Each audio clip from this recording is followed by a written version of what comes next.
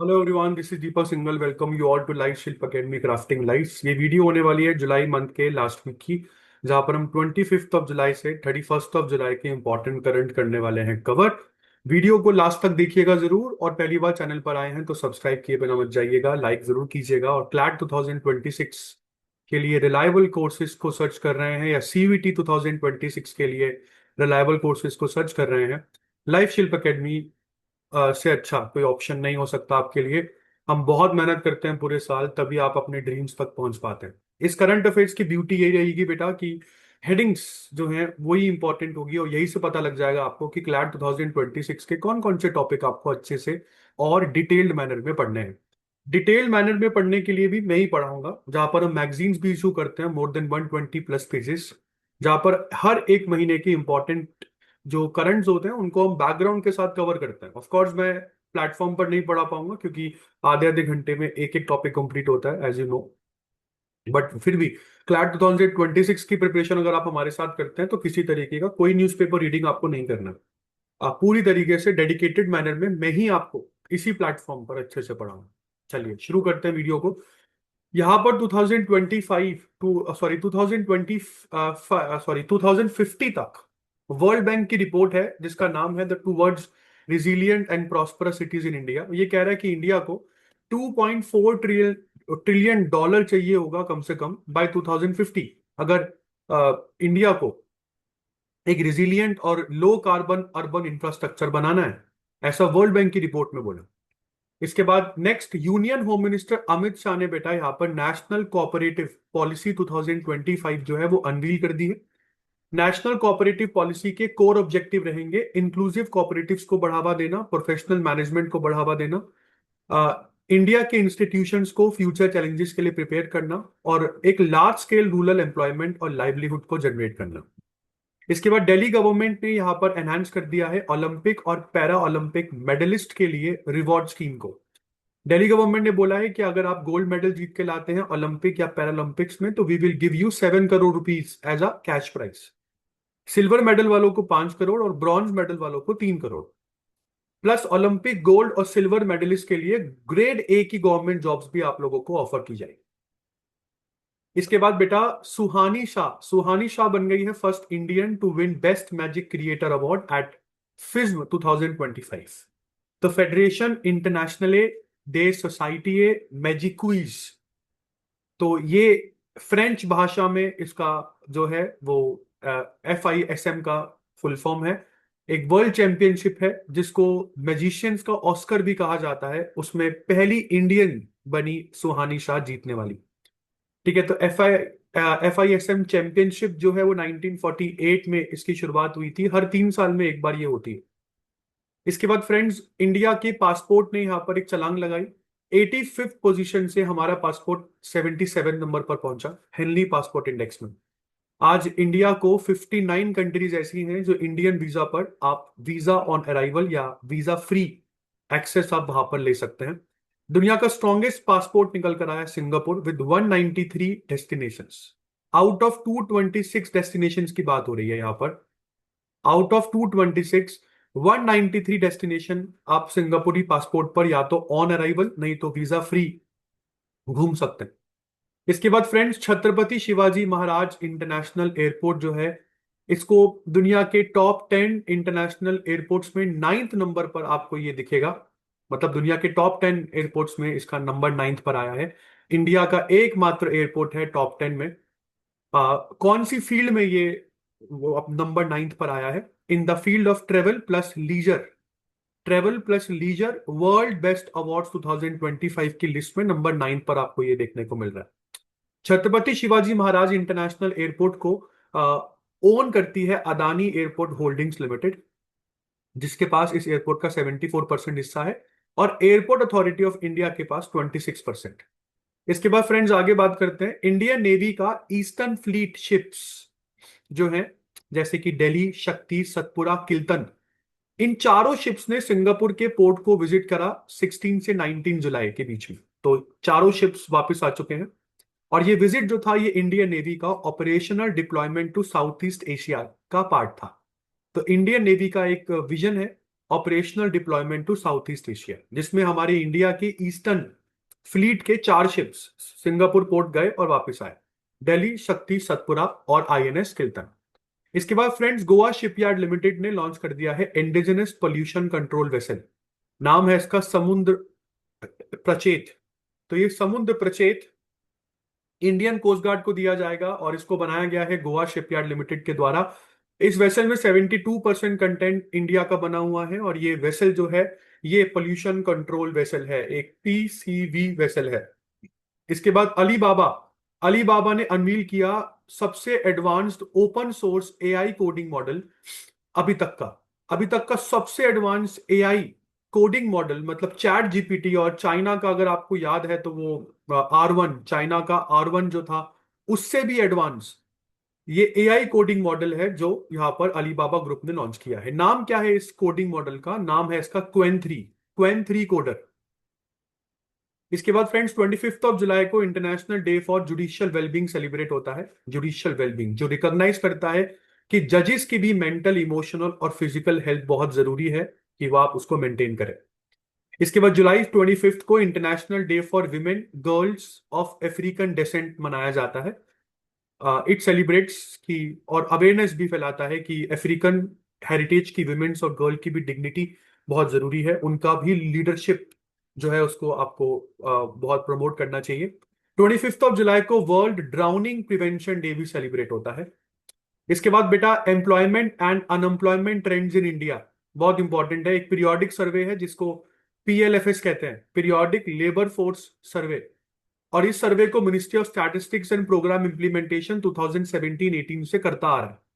ठीक है, ये एक डेडिकेटेड सर्वे है जिसमें WPR मतलब वर्किंग पॉपुलेशन जो रेशियो है उसको दिखाया जाता है। इसमें अनएम्प्लॉयमेंट रेट को दिखाया जाता है। तो अगर आप यहाँ पर देखें तो फीमेल में वर्कर पॉपुलेशन रेशियो 2023-24 में आपको 40.3 मिली है और पिछले सालों से निरंतर बढ़ती जा रही है, विच इज गुड।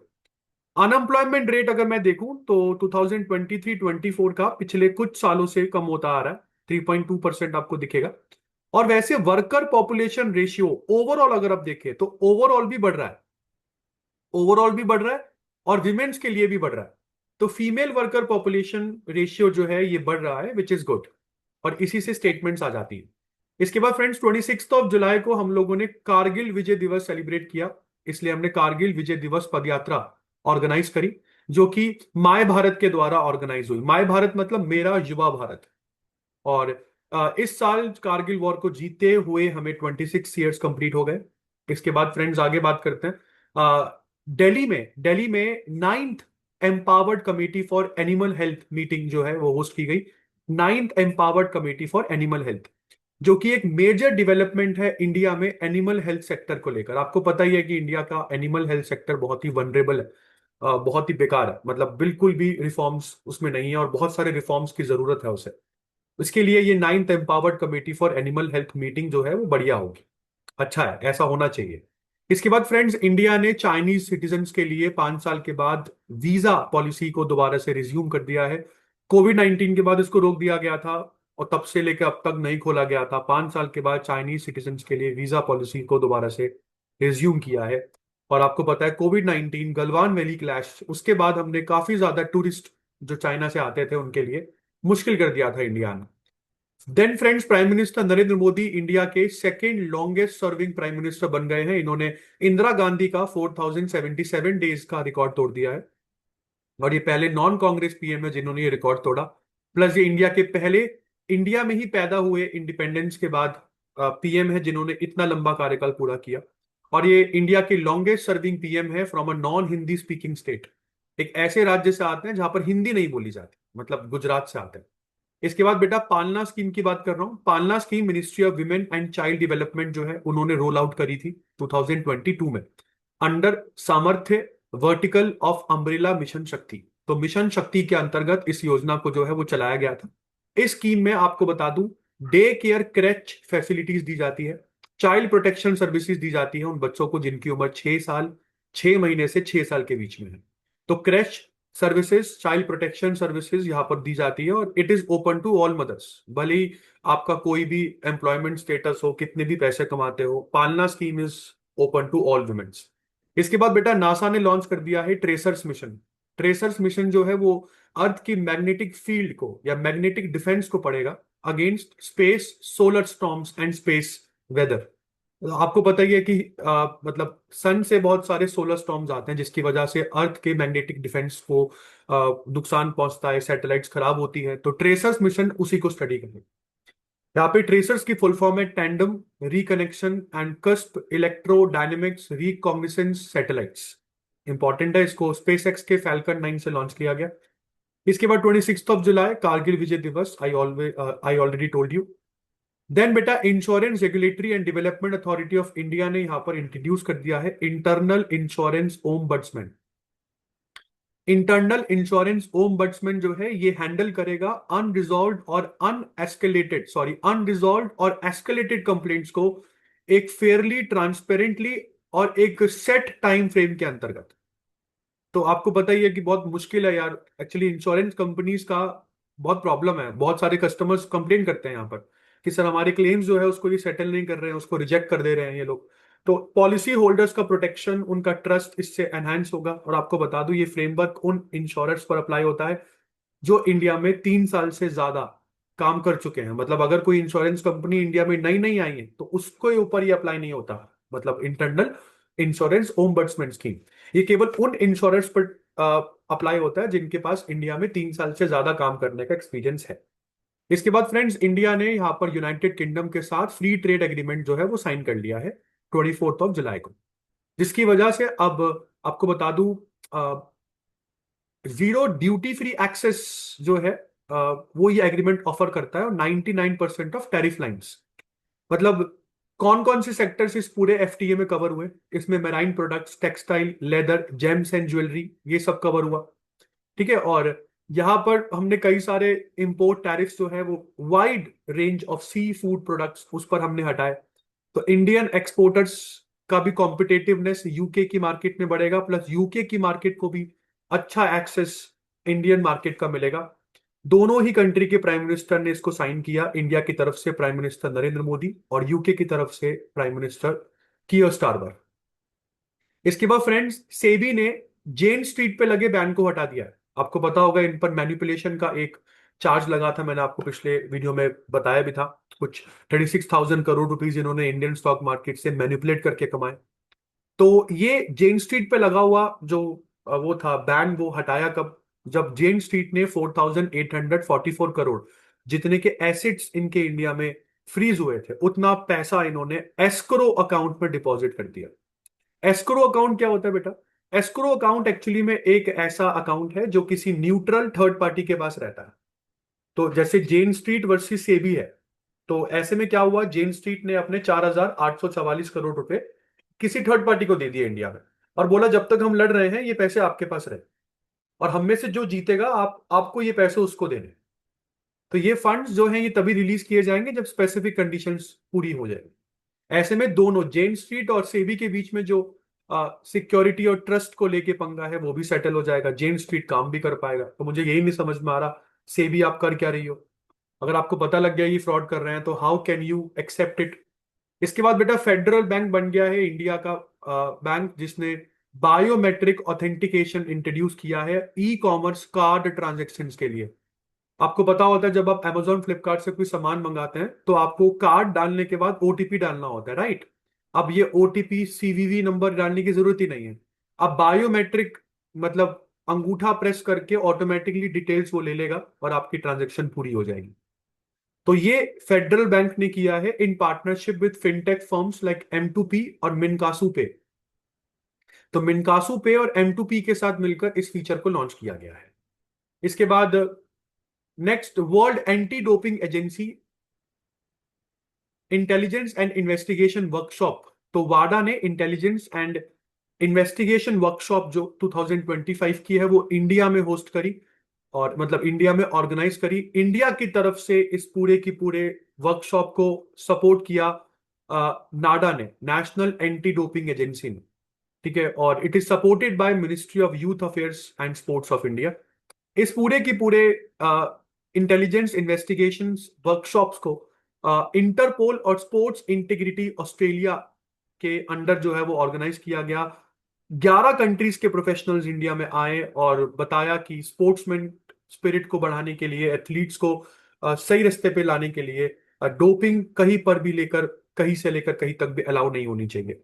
इसके बाद friends, union minister for rural development and agriculture Shivraj Singh Chauhan यहाँ पर बीमा सखी योजना को अनाउंस करते हैं। और इसके लिए मिनिस्ट्री ऑफ रूरल डेवलपमेंट जो है वो लाइफ इंश्योरेंस कॉर्पोरेशन के साथ इन्होंने पार्टनरशिप भी करी। क्यों भाई? क्योंकि हम चाहते हैं कि इंडिया में सभी के पास इंश्योरेंस आ जाए 2047 तक। तो इसके लिए अब होगा क्या? बीमा सखी, तो सेल्फ हेल्प ग्रुप में काम करने वाली विमेंस को, ट्रेन्ड विमेंस को बीमा सखीज के रूप में अपॉइंट किया जाएगा ग्राम पंचायत लेवल पर। तो ये जो है ये ग्राम पंचायत लेवल पर घूमेंगी और विमेंस को प्रमोट करेंगी कि वो इंश्योरेंस स्कीम जो है वो ले। प्लस ऐसे में ये जितनी इंश्योरेंस पॉलिसीज बेचेंगी ऑफ कोर्स वो एजेंट बन के काम करेंगी, तो इनको कमीशन मिलेगा। तो ये सब चीजें। इसके बाद बेटा, इंडिया ने एथेनॉल ब्लेंडिंग का 20% का टारगेट जून 2025 में ही कंप्लीट कर लिया है, जिसको 2030 में कंप्लीट करना था हमें। तो जो टारगेट हमें 2030 में कंप्लीट करना था वो इंडिया ने 5 साल पहले ही कंप्लीट कर ली। आपको पता होगा एथेनॉल एक प्लांट बेस्ड फ्यूल है, मतलब हम लोग इसको बायोफ्यूल कहते हैं। इसके बर्न होने की वजह से कार्बन डाइऑक्साइड का एमिशन नहीं होता और इसको पेट्रोल में आसानी से मिलाया जा सकता है। तो मतलब फॉसिल फ्यूल की क्वांटिटी बढ़ा देता है, प्लस कार्बन डाइऑक्साइड का एमिशन नहीं करता, तो एमिशन कट हो जाता है, मतलब उतना एमिशन कम होगा। प्लस हमारा जो पैसा हम लोग पेट्रोल को मंगाने में यूज कर रहे हैं उतना पैसा कम यूज करेंगे। मैंने कहा पहले मैं 100% पेट्रोल मंगाता था, तो अब मैं 80% मंगाता हूं, प्लस उसमें 20% मैं एथेनॉल जो है वो ब्लेंड कर देता हूं जो इंडिया में ही बना हुआ है। तो ऐसे में मुझे 80% के पैसे जो है वो देने पड़े और 100% मेरा माल तैयार हो गया। तो इंडिया का जो फॉरेन रिजर्व है वो भी बच जाता है इससे। और कार्बन डाइऑक्साइड तो एमिशन इसका ये तो कट होता ही है। इसके बाद friends, Indira Gandhi national open university ने, इग्नू ने, प्रोफेसर उमा अ, कंजीलाल को अपनी पहली विमेन वाइस चांसलर के रूप में अपॉइंट किया है। आज तक कभी इग्नू की वीसी कोई विमेन नहीं बनी। अनुराधा ठाकुर आरबीआई के सेंट्रल बोर्ड, आरबीआई के सेंट्रल बोर्ड में एक अपॉइंटेड डायरेक्टर है बाय सेंट्रल गवर्नमेंट। तो अनुराधा ठाकुर को सेंट्रल गवर्नमेंट ने आरबीआई के सेंट्रल बोर्ड में डायरेक्टर के रूप में अपॉइंट किया। और आपको बता दूं बहुत इंपॉर्टेंट है ये एक पेशे से आईएएस ऑफिसर है। Then exercise bold Kurukshetra, India और बहुत इंपॉर्टेंट ये बता दूं आपको, इंडिया और सिंगापुर की जो आर्मी है उनके बीच में एक एक्सरसाइज हुई जिसका नाम है ऑपरेशन एक्सरसाइज बोल्ड कुरुक्षेत्र। इस बार इंडिया में हुई और हमने अभी पिछली वीडियो में पढ़ा था इंडिया और सिंगापुर के बीच में ही सिम्बैक्स, जो कि नेवल एक्सरसाइज है। तो ये नेवल एक्सरसाइज नहीं है बेटा, ये एक मिलिट्री एक्सरसाइज है, नाम है इसका बोल्ड कुरुक्षेत्र। इसके बाद फ्रेंड्स, इंडिया ने सक्सेसफुली कंडक्ट कर लिया है flight trials of a drone launched missile ULPGM-V3। यहाँ पर बहुत इंपॉर्टेंट है, ये ड्रोन का मतलब मिसाइल एक तरीके से जो लॉन्च की गई है इसका नाम है ULPGM-V3 मिसाइल। और इस मिसाइल को लॉन्च किया गया है ड्रोन की मदद से, जैसे आप देख पा रहे हैं। और ये टेस्ट जो है ये कुर्नूल, आंध्र प्रदेश के कुर्नूल में किया गया है। और यहाँ पर इस पूरे की पूरे सिस्टम को डेवलप किया है डीआरडीओ ने, defence research and development organisation ने। और ये मिसाइल जो है ये anti armour anti bunker missile है, मतलब दुश्मनों के बंकर को ये डिस्ट्रॉय कर सकती है। तो एक बहुत इंपॉर्टेंट है। इसके बाद फ्रेंड्स आगे बात करते हैं, ये जो इसमें जो ड्रोन यूज हुआ है ना, ये ड्रोन इग्नू ने, सॉरी, ये ड्रोन डीआरडीओ ने नहीं बनाया है। ये ड्रोन जो है ये एक इंडिया की स्टार्टअप कंपनी है, new space research and technologies, इसने ये ड्रोन बनाया है, मिसाइल डीआरडीओ ने बनाई है। इसके बाद ईश सोधी मेंस T20 इंटरनेशनल हिस्ट्री के बन गए हैं तीसरे बॉलर जिन्होंने 150 विकेट्स जो है वो क्लेम कर ली है। तो ये थर्ड बॉलर है 150 विकेट्स क्लेम करने वाले। ये न्यूजीलैंड के बॉलर हैं, आपको पता होगा। और जिम्बाब्वे को अभी 60 रन से हराया न्यूजीलैंड ने जिम्बाब्वे की टीम को। उसमें मतलब T20 इंटरनेशनल में कई सारी विकेट्स इन्होंने चटकाई और ये 150 का आंकड़ा इन्होंने पार कर लिया। ऐसा करने वाले ये थर्ड बॉलर है।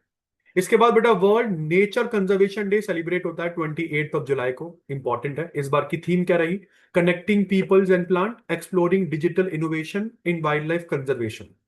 नेक्स्ट, इंडिया का पहला Hindi medium college, medical college, जहां पर हिंदी मीडियम में एमबीबीएस की पढ़ाई करवाई जाएगी, वो मध्य प्रदेश के जबलपुर में स्टेब्लिश हुआ।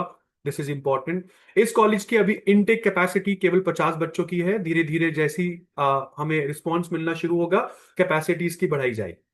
इसके बाद फ्रेंड्स, बिहार की गवर्नमेंट ने state sanitation workers commission establish कर दी है, जिसको हिंदी में कहा जाता है राज्य राज्य सफाई कर्मचारी आयोग। कई सालों से यहाँ पर कर्मचारियों की मांग थी कि उनके उत्थान के लिए, उनकी डिग्निटी वेलफेयर के लिए एक कर्मचारी आयोग होना चाहिए। तो इस बिहार राज्य सफाई कर्मचारी आयोग में एक चेयरमैन, एक वाइस चेयरपर्सन, 5 मेंबर्स ये अपॉइंट होंगे, जिसमें विमेन और एक ट्रांसजेंडर पर्सन का रिप्रेजेंटेशन मैंडेटरी है। इसके बाद बेटा, CRPF central reserve police force का 87 फाउंडेशन डे सेलिब्रेट हुआ पुणे में। आपको बता दूं, सेंट्रल रिजर्व पुलिस फोर्स जो है ये क्राउन रिप्रेजेंटेटिव्स पुलिस के रूप में बनाई गई थी 1939 में, और फिर 1949 में दोबारा से इसको रीनेम किया गया सीआरपीएफ के रूप में। ये दुनिया की सबसे बड़ी पैरामिलिट्री फोर्स है और इंडिया की इंटरनल सिक्योरिटी को संभालती है। इसके बाद friends, United Nations, sorry, European union और अमेरिका के बीच में आखिरकार ट्रेड डील हुई, और जिसकी वजह से ईयू के ऊपर, मतलब यूनाइटेड स्टेट्स और यूरोपियन यूनियन यहाँ पर जो है वो एक ट्रेड डील पर आए, जिसकी वजह से ईयू के मैक्सिमम एक्सपोर्ट्स पर जो डोनाल्ड ट्रंप 15% टैरिफ लगाने की धमकी दे रहे थे, उस टैरिफ से ईयू बच गया। तो यहां पर डोनाल्ड ट्रंप यूरोपियन यूनियन को 50% तक भी टैरिफ लगाने की धमकी से थ्रेटन कर चुके थे।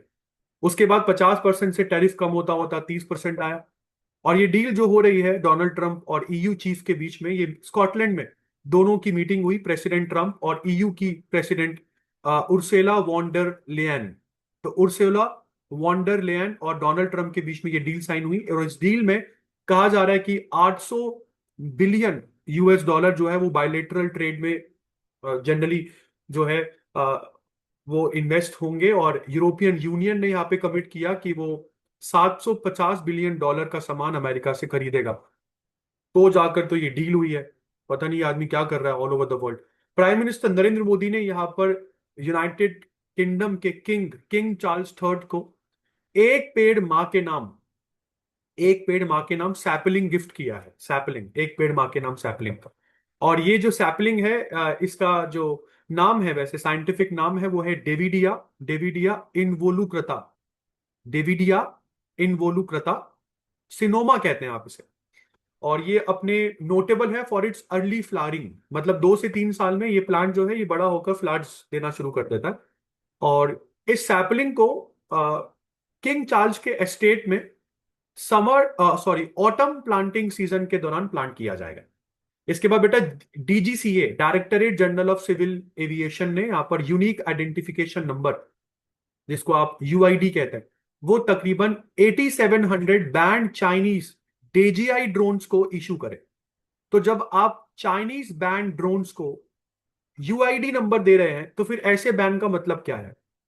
तो ड्रोन रूल्स 2021 क्या कहते हैं? ड्रोन रूल्स 2021 कहते हैं कि इंडिया में अगर कोई भी ड्रोन को मतलब बेचना है, तो उस ड्रोन के पास एक यूनिक आइडेंटिफिकेशन नंबर होना चाहिए, यूआईडी होना चाहिए, मतलब एक यूआईएन होना चाहिए, जो डीजीसीए के द्वारा जो है वो दिया जाएगा। और बहुत सारे चाइनीज ड्रोन्स के पास ये यूआईएन नंबर है विदाउट टाइप सर्टिफिकेशन, जो कि एक्चुअली में ड्रोन रूल्स 2021 को वॉयलेट करते हैं। कैसे? हम लोगों ने क्या बोला कि अगर आपके ड्रोन का वेट 25 किलो से कम है ना, 25 kg से अगर आपका जो ड्रोन का वेट है वो कम है, तो आप मॉडल ड्रोन कैटेगरी से एग्जेम्प्ट हो जाते हैं। और चाइना 25 किलो से कम ड्रोन बना बनाकर इंडिया के ड्रोन रूल्स 2024 को, सॉरी 21 को वॉयलेट कर रहा है एक्चुअली में। तो अभी एक मीटिंग है, देखना है कि होगा क्या। बट अगर इसी तरीके से चाइनीज आपके ड्रोन रूल्स का यूज कर रहे हैं, तो फिर ऐसे बैन का कोई फायदा नहीं है। फिर ए आर रहमान और ओपन एआई के सीईओ सैम ऑल्टमैन जो है, ऑल्टमैन, ये कोलैबोरेट कर रहे हैं एक AI driven project secret mountain के ऊपर। तो secret mountain, A R Rahman और ओपन एआई की सीईओ सैम ऑल्टमैन इस पर कोलैबोरेट कर रहे हैं। और ये इनिशिएटिव जो है ये इंडियन माइंड्स को एम्पावर करेगा, अपलिफ्ट करेगा कि वो एआई टूल्स को ज्यादा से ज्यादा यूज करें। फिर इंडिया की देवयांशी भौमिक, इंडिया की दिव्यांशी भौमिक जो है, इन्होंने 29th Asian youth table tennis championship में गोल्ड मेडल जीता। Again a proudful moment for India. 29th of July को बेटा इंटरनेशनल टाइगर डे सेलिब्रेट हुआ। Next, over 74.7% of rural house hold anticipate income growth in the next year. तो नाबार्ड का एक सर्वे है, national bank for agriculture and rural development. तो नाबार्ड की अभी एक सर्वे है जिसने ये बोला है कि रूरल इंडिया में रहने वाले 74% से ज्यादा लोगों को ये लग रहा है कि आने वाले सालों में उनकी इनकम जो है वो ग्रो करेगी। नाबार्ड का हेडक्वार्टर मुंबई में है। गवर्नमेंट ऑफ इंडिया ने इसको 1982 में बनाया था। इसके बाद friends, SBI state bank of India securities यहां पर अनवील करती हैं zero fee intraday trading plan for retail investors.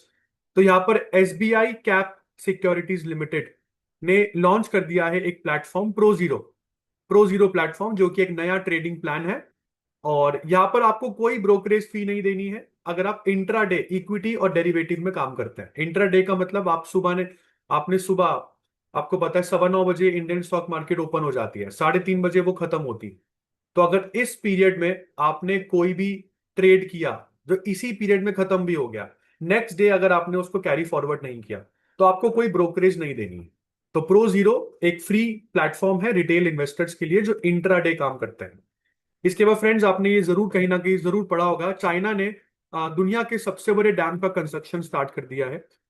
सबसे बड़ा हाइड्रो पावर डैम का 167.8 बिलियन अमेरिकन डॉलर का लागत आएगा। ये डैम ब्रह्मपुत्र रिवर पर बन रहा है, just near the Arunachal Pradesh border. Arunachal Pradesh border के सियांग रीजन से ब्रह्मपुत्र रिवर एंटर करती है। ब्रह्मपुत्र को तिब्बत में यारलंग जैंगबो कहते हैं।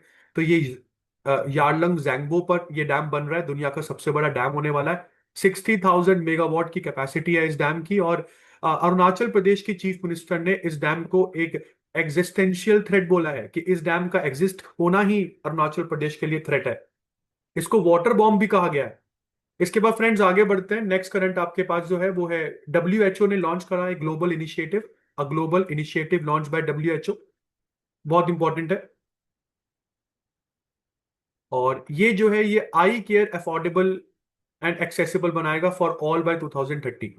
तो आई केयर जो है उसको अफोर्डेबल और जो एक्सेसिबल बनाने का इरादा है बाय 2030। This is WHO. तो डब्ल्यूएचओ का प्रोग्राम है, ये अपने आप में बहुत इंपॉर्टेंट है। They launch a global initiative specs 2030, ताकि पूरे वर्ल्ड में कहीं पर भी आई केयर अफोर्डेबल हो, एक्सेसिबल हो सभी के लिए। डब्ल्यूएचओ का हेडक्वार्टर जेनेवा स्विट्जरलैंड में है। उसके बाद बेटा गीतांजलि की बात करता हूँ। गीतांजलि श्री, इन्होंने जीत लिया है पेन ट्रांसलेट अवार्ड 2025। तो पेन ट्रांसलेट अवार्ड 2025 किसको मिला? गीतांजलि श्री को। एक रिनाउंड हिंदी ऑथर है, और इनको पहले ही इंटरनेशनल बुकर प्राइज मिल चुका है अपनी नॉवल टूम ऑफ सैंड के लिए। और इनका अभी जो लेटेस्ट बुक है उसका नाम है वंस एलिफेंट्स लिव्ड हियर। इसको इंग्लिश में ट्रांसलेट किया है डेजी रॉकवेल ने। वैसे ये हिंदी में लिखती हैं ये मैडम। और PEN's translates award 2025 English PEN के द्वारा दिया जाता है, जो कि यूके बेस्ड ह्यूमन राइट्स और लिटरेरी ऑर्गेनाइजेशन है। फिर बेटा डीआरडीओ ने सक्सेसफुली कंप्लीट कर लिया है 2 कंसेक्यूटिव फ्लाइट टेस्ट ऑफ प्रलय मिसाइल। तो प्रलय मिसाइल के हाल फिलहाल में 2 कंसेक्यूटिव टेस्ट डीआरडीओ ने सक्सेसफुली जो है वो कंप्लीट कर लिए हैं, उड़ीसा की कोस्ट से। उड़ीसा के पास doctor APJ Abdul Kalam island है, वहां से इसको किया गया। और प्रलय मिसाइल एक क्वासी बैलिस्टिक मिसाइल है। इसके बाद बेटा दिव्या देशमुख, आपको पता होगा इंडिया की यंगेस्ट फीमेल ग्रैंड मास्टर है। अभी इन्होंने वर्ल्ड नंबर 5 कोनेरू हम्पी हम्पी को हराया। कोनेरू हम्पी जो है ये भी इंडियन ही है। तो इन्होंने एक इंडियन को ही हराया at 5 women's chess world cup. और कोनेरू हम्पी जो है वर्ल्ड नंबर 5 है। दिव्या देशमुख जो 17 ईयर ओल्ड है। और ये जो 5 विमेन चेस चैंपियनशिप हो रहा था, मतलब वर्ल्ड कप हो रहा था, ये जॉर्जिया के बातूमी में हो रहा था। तो वहां पे हिस्ट्री क्रिएट कर दी इन्होंने। इसके बाद बेटा राइन रूअर, ये मैंने पिछली वीडियो में भी कवर किया था, फीसू वर्ल्ड यूनिवर्सिटी गेम्स, जहां पर इंडिया ने कई सारे स्विमिंग में नेशनल रिकॉर्ड्स तोड़े। ये रैप अप हो चुके हैं। और यहाँ पर इंडिया ने टोटल मिला के 2 गोल्ड, 5 सिल्वर और 5 ब्रॉन्ज के साथ 12 मेडल जीते हैं। जर्मनी के ड्यूइसबर्ग में ये हो रहा था, राइन रूअर 2025 फीसू यूनिवर्सिटी गेम्स। इसके बाद बेटा इंग्लैंड इंग्लैंड की जीत हुई है यूईएफए विमेन्स यूरो 2025 फाइनल में। तो यूईएफए विमेन्स यूरो 2025 फाइनल में इंग्लैंड की विमेन टीम ने स्पेन को हराया। और ना तो केवल इंग्लैंड के लिए ये एक प्राउड मोमेंट रहा, बट आपको बता दूं इंग्लैंड का 2025 का मोस्ट वॉच्ड टेलीविजन इवेंट भी यही रहा। मतलब एकदम से यहाँ पर जो टीआरपी है वो बढ़ जाती है। फिर इंडिया का गोल्डन मूवमेंट, जूनियर बैडमिंटन में इंडिया का गोल्डन मूवमेंट आया। कैसे? तन्वी शर्मा और वेनेला कालागोटला। तो तन्वी शर्मा और वेनेला कालागोटला, इन दोनों ने बैडमिंटन एशिया जूनियर चैंपियनशिप 2025 जीती। हिस्टोरिक ब्रेक थ्रू है इंडिया के जूनियर बैडमिंटन के लिए। यह पहली बार हुआ है कि जब इंडिया की दो विमेन सिंगल्स मेडल, मतलब दोनों अपने अपने टूर्नामेंट में ही, कोई ये मिक्स्ड इवेंट नहीं था, सिंगल्स इवेंट था। पहली बार ऐसा हो रहा है कि इंडियन विमेन दो मेडल वो भी सिंगल्स में जीत के लाई है in one edition of the championship. इस चैंपियनशिप के एक एडिशन में दो सिंगल्स मेडल पहली बार हम लोगों ने जीते हैं, वो भी विमेन ने। इसके बाद बेटा रिली पॉवेल ने इंडिया के पंकज अडवाणी को हराया at IBSF world six red snooker championship 2025। तो ये रेड स्नूकर चैंपियनशिप 2025 बहराइन के मनामा में हो रही थी। पंकज अडवाणी का उस दिन बर्थडे भी था, 40th बर्थडे, बट जीत नहीं पाए। 5-4 से ये मैच पॉवल अपने नाम कर गए। स्नूकर का मैच था बेटा ये। इसके बाद आगे बात कर रहा हूं, नेक्स्ट है 28 जुलाई, we celebrate world hepatitis day. तो 28 जुलाई को वर्ल्ड हेपेटाइटिस डे सेलिब्रेट होता है और एक ग्लोबल डे है अवेयरनेस फैलाने के लिए about your fatty liver and the liver related diseases. इसके बाद बेटा 30 जुलाई को world day against trafficking in person 2025 celebrate होता है और इस बार की थीम रही human trafficking is organise crime and the exploitation. आपको मुझे करंट में बताना है, कमेंट सेक्शन में बताना है कि under which article of fundamental rights human trafficking is band. और ये है वीडियो का अंत। आई होप आपको मजा आया होगा। This is the last current that I covered and with this note this is Deepak single signing off. और अगेन अगर मैं बोल रहा हूँ क्लैट 2026 नहीं पता प्रिपरेशन कहाँ से करे, अगेन लाइफ शिल्प एकेडमी से अच्छी चॉइस नहीं हो सकती है। सीयूटी 2026 नहीं पता कहाँ से करे 1 ईयर कोर्सेज के लिए। पेरेंट्स आप भी सुन लीजिए, हमारे रिजल्ट्स बोलते हैं हम नहीं, हम पूरे साल मेहनत करते हैं ताकि आप लोगों को आपकी ड्रीम कॉलेजेस मिले। आपको वीडियो पसंद आई हो तो प्लीज लाइक कीजिएगा, do subscribe the channel, also share it with all of your friends. मिलते हैं नेक्स्ट वीडियो में। यह है वीडियो का अंत। जुलाई मंथ आज हो जाता है कंप्लीट। थैंक यू बेटा।